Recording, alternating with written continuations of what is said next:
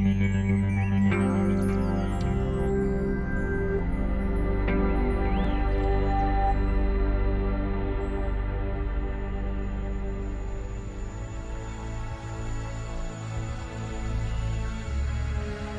is de 80-jarige astronoom Jan Hendrik Oort, oud-hoogleraar sterrenkunde in Leiden. 4 jaar van zijn versterren in 1992.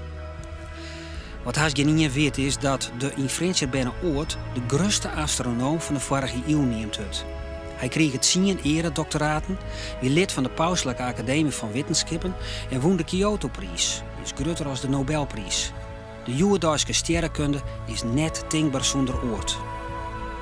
Hij ontdekt de rotatie, dus de draaiing van het Milky-Way-stelsel, en betocht een revolutionaire theorie hoe de oorsprong van de kometen in wat van doe aan de Oortwolk neemt wordt.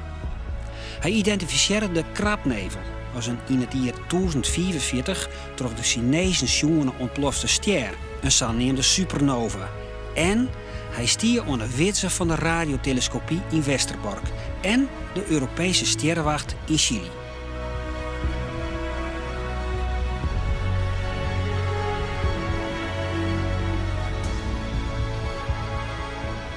Daar, heeg in de bergen in het noorden, wordt in Kwatten de grootste telescoop van de wereld gebouwd.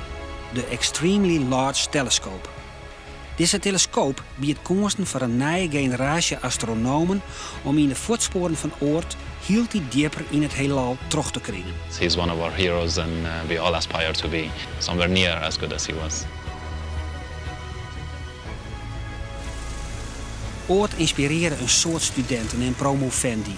Zoals ik de in Ljouwert-bende Paul van der Werf, die in Leiden als hoogleraar een van zijn opvolgers waard. Maar hem gingen we waarom naar Oorts Betterhoes in Friesland en onderzoek je zijn betjutting van de sterrenkunde van nou. Wat een plaats om geboren te worden. Het is geweldig dit. Maar ja, 1900, je moet je ook in een hele andere tijd verplaatsen. Maar een voorname familie?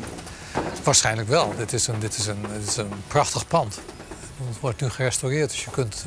Ik neem aan dat het in 1900 er goed uitzag. En, vlakbij het planetarium, dat is hier om de hoek. Maar goed, hij is verhuisd toen hij een jaar of 2 was. Kan bijna niet anders dan dat hij hier ooit wel is terug geweest natuurlijk. Ja, prachtig.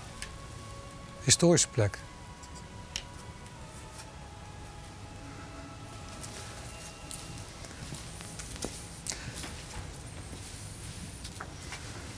Vermaard astronoom en onderzoeker van melkwegstelsels, ja.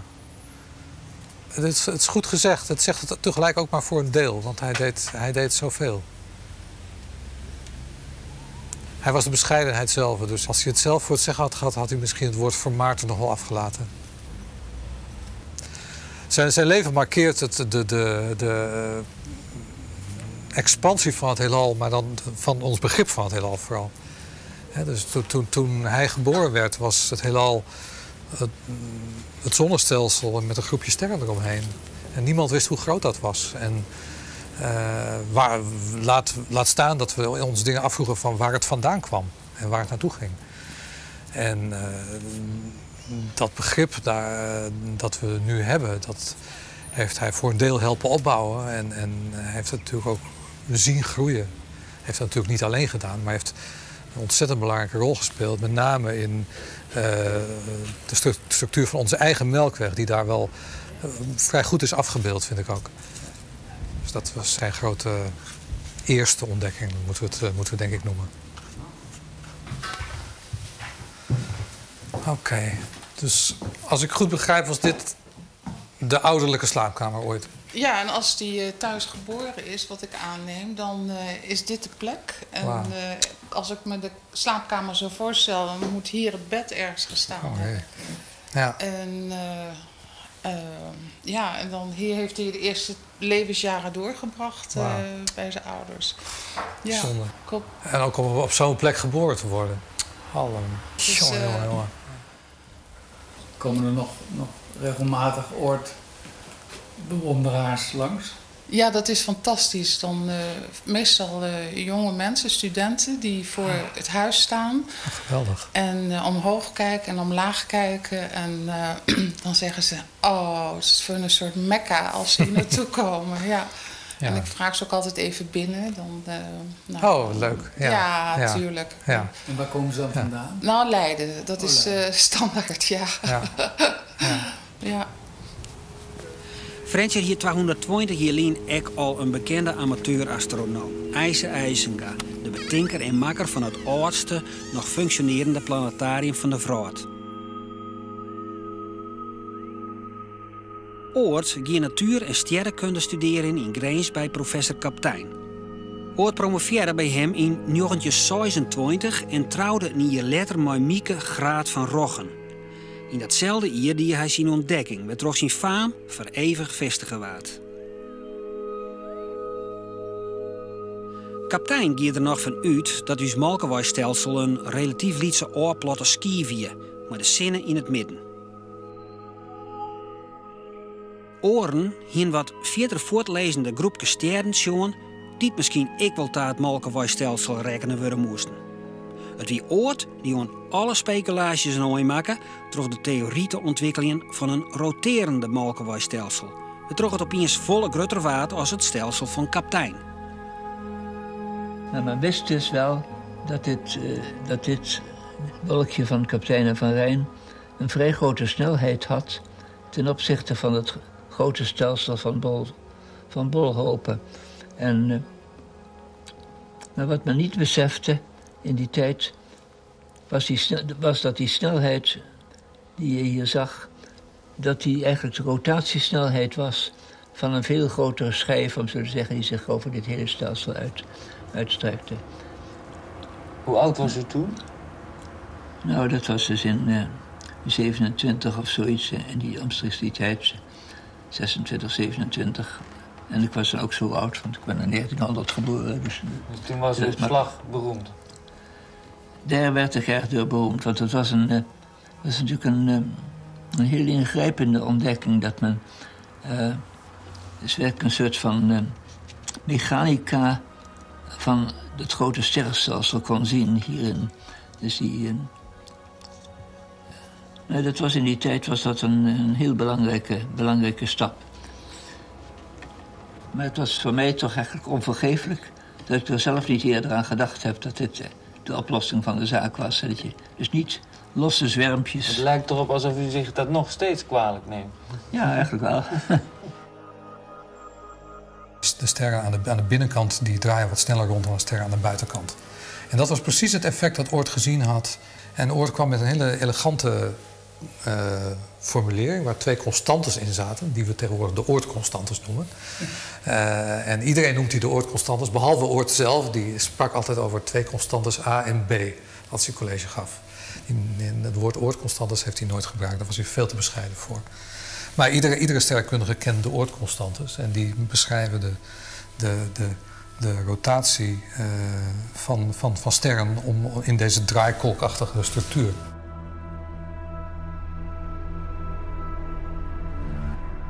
Tot dan toe was hij een talent, zeg maar. En toen was hij een beroemdheid. Toen kreeg hij leerstoel aangeboden in Harvard. En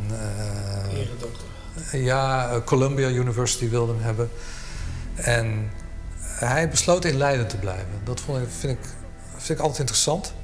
Want dat is niet een helemaal voor de hand liggende keuze. Want Harvard, dat is nogal wat. En je moet je daarbij ook realiseren dat in Amerika de mogelijkheden om sterrenkunde te doen veel groter waren. Veel grotere telescopen, veel meer geld. Dus ik ben wel benieuwd wat er in zijn hoofd is omgegaan toen hij besloot in Nederland te blijven.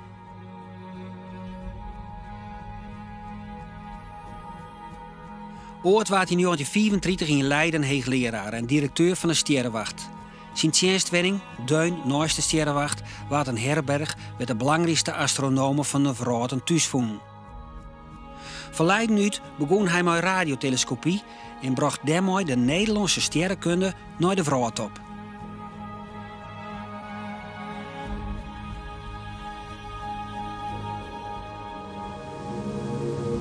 De grote stille heide, midden in het rustige Drentse landschap bij Dwingelo, staat sinds kort een vreemdsoortig bouwwerk, een radiotelescoop. Met deze radiotelescoop, die de grootste ter wereld is, kunnen sterrenkundige waarnemingen worden gedaan die zelfs met de grootste optische telescopen niet mogelijk zijn. Op aanwijzingen van professor Oort startte koningin Juliana deze dagen de motoren in de machinekamer die de radiotelescoop in beweging brengen. De waarnemingen van deze radiotelescoop zullen de sterrenkundigen een beter inzicht geven in de samenstelling van de onzichtbare gedeelten van het heelal. De geleerden zullen al dus steeds dieper kunnen doordringen in de geheimen van het universum. Er bleek dus zoiets te bestaan als radiosterrenkunde. Je kon met een antenne iets leren over het heelal. En Oort die zag daar onmiddellijk brood in. Dus aanvankelijk was dat met de Kootwijk-telescoop. Dat was een radarschotel van de Duitsers die na de oorlog was achtergebleven. Daarmee hebben Oort en Muller hun eerste experimenten gedaan. Maar ik denk dat op dat moment ook al in Oort zijn hoofd heeft gespeeld dat er nog een volgende stap nodig was. En dat is deze. Je ziet hier dus een aantal radiotelescopen, identieke radiotelescopen op een rij. Ja. En die staan precies op een oost-westlijn. Het zijn in totaal 14. Op een basislijn van 3 kilometer. En door die signalen op een slimme manier met elkaar te combineren, kun je een telescoop simuleren die 3 kilometer groot is.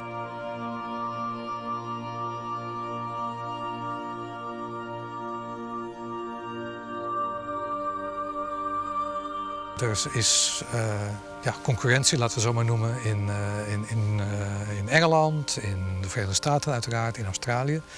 Maar de Westerbork-telescoop speelde vanaf het begin een hoofdrol en doet dat eigenlijk nog steeds. Hoewel hij inmiddels 45 jaar oud is en dat is natuurlijk voor een telescoop echt heel oud.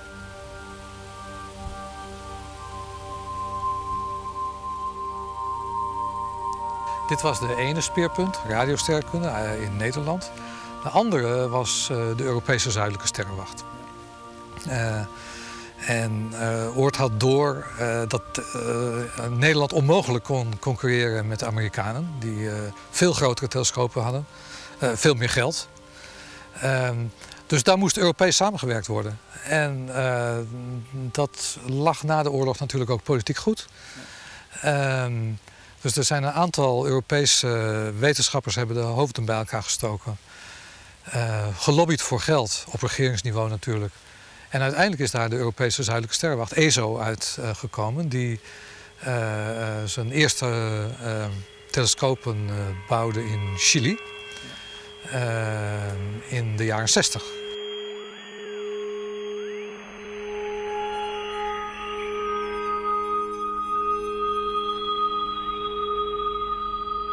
Een van de dingen die Oort ook zelf deed, was zelf naar Chili afreizen om te gaan kijken waar dit telescoop gebouwd zou moeten worden. En daar nog helemaal geen wegen waren in het toch vrij afgelegen gebied waar dit telescoop zou moeten komen, moest het op een ezeltje. Dus de hele groep ging met apparatuur en al op ezeltjes op pad. En dat is uiteindelijk Glacier geworden, de berg Glacier, in de Atacama-woestijn. En daar is ESO begonnen. Daar is ook de Nederlandse telescoop heen verhuisd. En er zijn natuurlijk een heleboel andere telescopen bijgebouwd in Europees verband. Ilko van Kampen studeerde in Leiden in de tijd dat Oort er nog lang na zijn pensioen roem.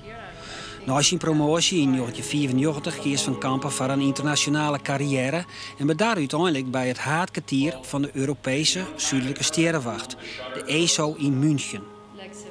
Eén keer in het jaar komt hij onderzoek doen met de ALMA-telescoop in Noord-Chili, die dit hier volledig operationeel wezen zal.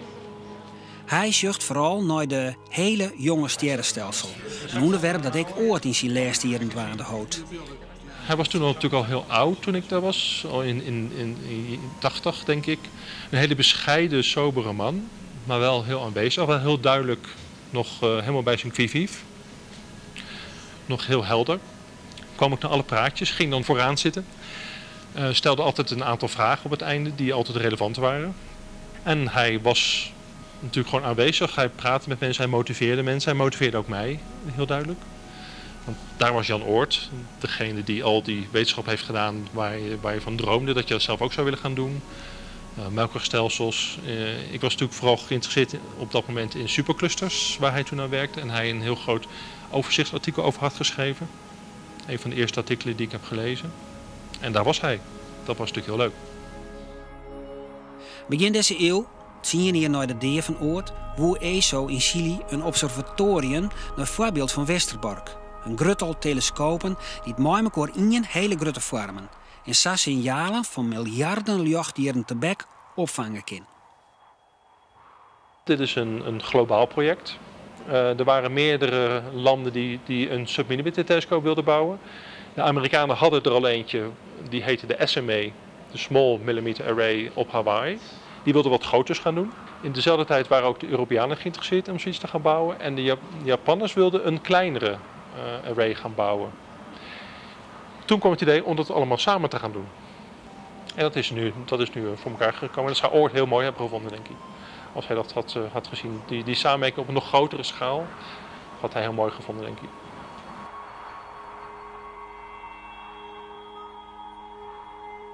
Oort zijn erfenis is natuurlijk ook heel duidelijk wat hij heeft achtergelaten in de zin van telescopen. Westerbork is natuurlijk de bekendste waar hij heel veel gelobbyd heeft om die voor elkaar te krijgen. Wat een voorloper is van ALMA.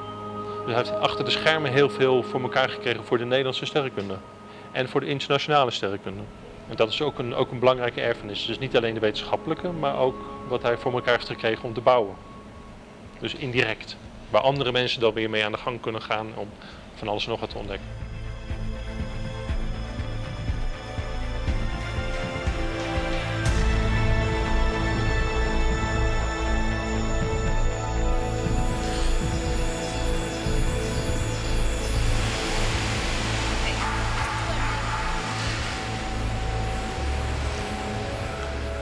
Coming here and working here with VLT instruments, it's top level technology and top level science.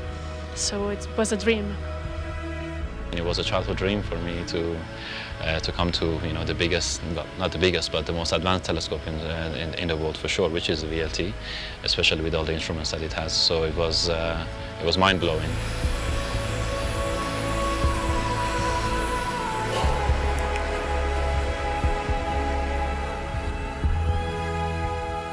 I started to be interested in astronomy when I was like 17, 18.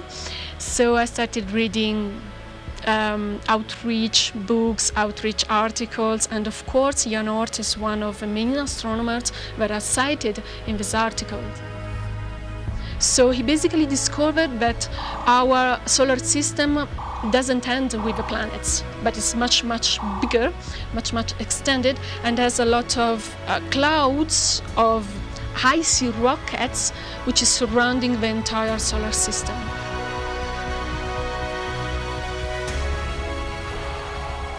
Wat Oort ontdekte, of liever gezegd afleidde uit de beschikbare gegevens, was dat er een wolk moest zijn van puin helemaal aan de buitenkant van het zonnestelsel op een veel grotere schaal dan deze kamer. Je zou echt aan de andere kant van de gracht moeten zijn of iets dergelijks voor je daar uitkomt. Een wolk van puin, dus rotsblokken, ijzeren rotsblokken, die ooit in het ontstaan van het zonnestelsel misschien een planeet hadden kunnen vormen, maar daar nooit tijd voor hebben gehad. En je bent daar zo ver weg dat er af en toe een andere ster langskomt. Die verstoort die wolk, die we tegenwoordig de Oortwolk noemen. En dan valt zo'n rotsblok naar het centrum van het zonnestelsel. Krijgt zo'n mooie staart, omdat de zon dat ijs gaat verwarmen. En dan heb je een komeet. En Oort is degene die voor het eerst met die theorie kwam.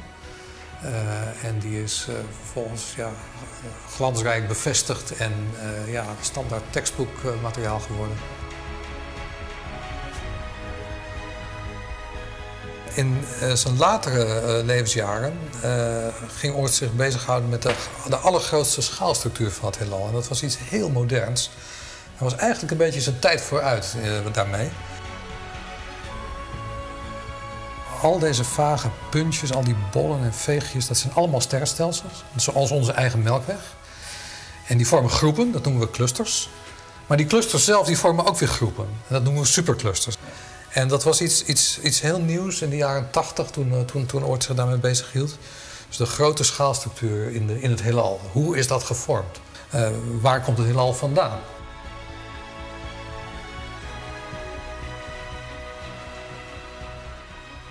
De volgende stap is alweer bezig genomen te worden met de bouw van de ELT, dus de European Extremely Large Telescope.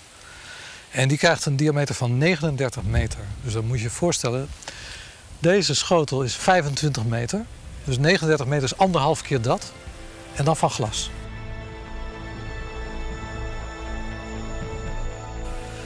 Dat is natuurlijk iets dat alleen maar kan met high-tech ondersteuning. Dus dat zijn allemaal kleine glassegmenten met hun eigen vorm die elektronisch in vorm worden gehouden binnen zichzelf en ten opzichte van elkaar. Maar dan nog 39 meter is iets onvoorstelbaars. En daar krijg je een gevoeligheid mee waarmee we echt de geboorte van de allereerste sterrenstelsels kunnen waarnemen. Ik hoop heel erg dat ding nog te gebruiken. Het duurt nog zeker tot 2022 of iets dergelijks voor die beschikbaar komt.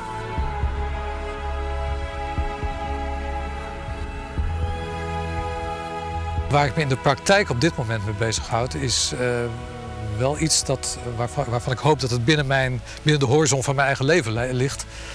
En dat is de vraag naar het eerste licht in het heelal. Wanneer ging het licht aan in het heelal? Na de oerknal was het eerst donker, totdat de eerste ster ontstond. En ik hou mezelf bezig met een techniek die lijkt op die van Westerbork hier, met de ALMA radiotelescoop in Chili. Probeer ik te kijken naar die allereerste fases van het heelal. Heel diep terug. Heel diep terugkijken in het heelal. Diep terug in de tijd en diep in het grote afstand, grote tijd. Om te zoeken naar die allerjongste sterrenstelsels die dus net geboren zijn. En dan kijken hoe die eruit zien. En ja, op dit moment is het nog gewoon zoeken. Je bent al blij als je iets vindt. Maar op het moment dat je iets gevonden hebt, dan ga je dus afvragen van hoe oud is dat? Hoe zwaar? Hoe groot? Hoeveel zijn het er? Enzovoorts, enzovoorts. Dus dan begint de ontdekkingsreis weer. En dat is iets waar die ALMA-telescoop in Chili, die in zekere zin weer een opvolger hiervan is, bij uitstek geschikt voor is. Maar als ik zou moeten kiezen, dan zou ik toch het liefst willen weten waarom het heelal bestaat. Dat is de grote vraag. Dat zeg ik ook altijd tegen mijn studenten. Waarom bestaat het heelal? Dat is de vraag.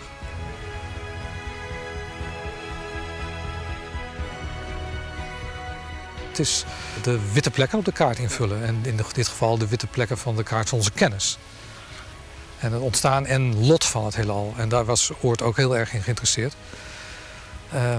Toen Oort overleed in 1992, toen was het nog vrij onduidelijk in wat voor heelal we leven. En als ik dat zeg, dan bedoel ik hoe dat heelal zich zal ontwikkelen. Het is mogelijk om een heelal te hebben dat uitdijt, dat weten we al.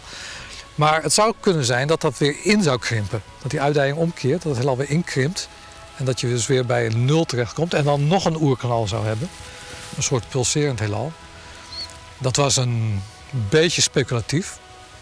Het zou ook kunnen zijn dat ik heb nog steeds 1992. Het zou ook kunnen zijn dat dat heelal steeds langzamer zou uitdijen, maar nooit om zou keren.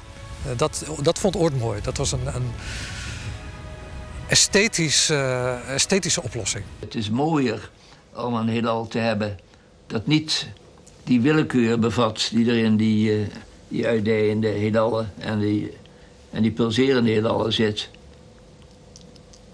Dus wat dat betreft is het meer bevredigend, van een esthetisch standpunt zou je kunnen zeggen, om het heelal net die kritische dichtheid te geven. Dat is tenminste één. Precies. Dus niet een heelal wat in chaos weer ten onder gaat. Daar zit er geen willekeur meer in. Het blijkt nu dat we in een nog heel ander heelal leven. We leven in een heelal, weten we nu, er zijn 2 Nobelprijzen overheen gegaan. Weten we nu dat steeds sneller uitdijt en alleen maar sneller gaat uitdijen. Dus het heelal wordt steeds groter en ook steeds sneller steeds groter. Dus dat omkeren, dat gaat er niet van komen. Dat levert weer hele nieuwe vragen op natuurlijk. Waarom is dat zo? Wat drijft die uitdijing aan? Heeft Oort allemaal helaas niet mogen meemaken, maar dat had hij van gesmuld.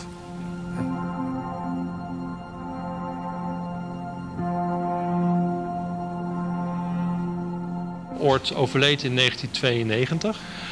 Dit was halverwege mijn promotieonderzoek. Hij was een vrij sobere man, dus hij wilde zelf niet een poeha-begrafenis met allemaal lezingen en dat gebeurde ook niet, maar er kwamen wel nog steeds heel veel mensen. En dat was echt indrukwekkend.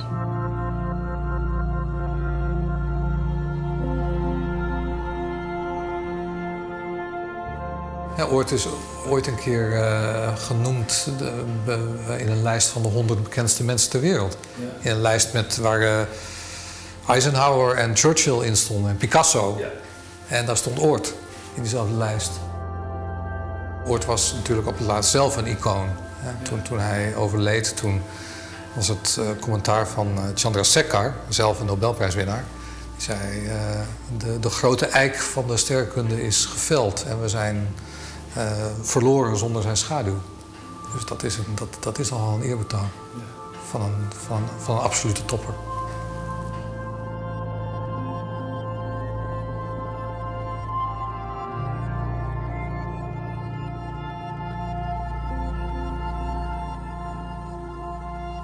As astronomers, of course, we know Jan Oort as one of the most famous modern astronomers, especially the wide range of work and research that he did. He also specialized some anomaly in the rotation of the galaxy, which actually led to us realizing that there is a lot of matter missing, that these days we term it dark matter. And actually he really paved the way for us to discover all these different aspects of universe that was completely unknown to us. Besides that, he did a lot of research on the solar system. So if it wasn't for him, I probably wouldn't be here. I would really like to be a future Jan Oort. I think, of course, I have a possibility because having access to such technologies, to such amazing instrument, amazing telescope, one gets the chance to discover something really unknown, really new. I hope so. Still, I cannot know. Of course, I'll do my best to reach such a result. I hope that I'm able to achieve something even remotely close to what he could, but of course he's one of our heroes, and we all aspire to be somewhere near as good as he was. So we'll try.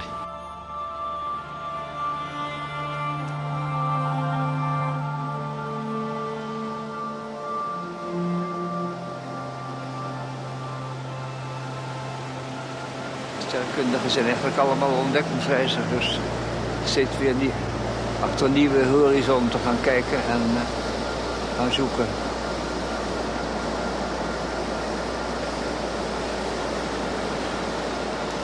En de zee vind ik altijd fijn. En dat je zo het gevoel hebt dat je eindeloos ver kunt gaan. Hè? En het gevoel van het eindeloze, dat is op zichzelf iets heerlijks om te leven.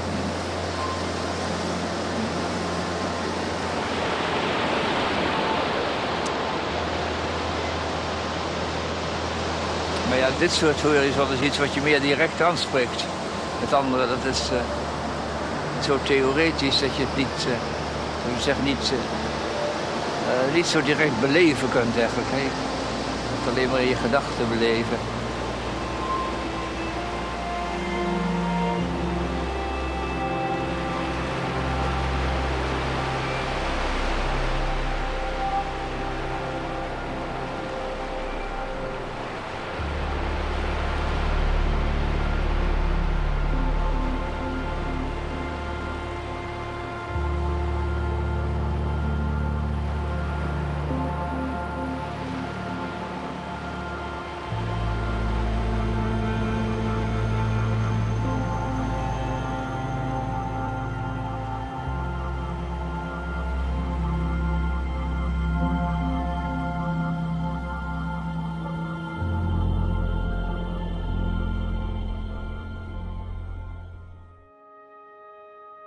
Ik kan het eigenlijk soms net lopen dat ik dat makkelijk heb, want het is, als het dan als een geheel is, dan denk je ja, dat is toch wel een soort tijd ingaan Een soort bloed, zweet en tranen.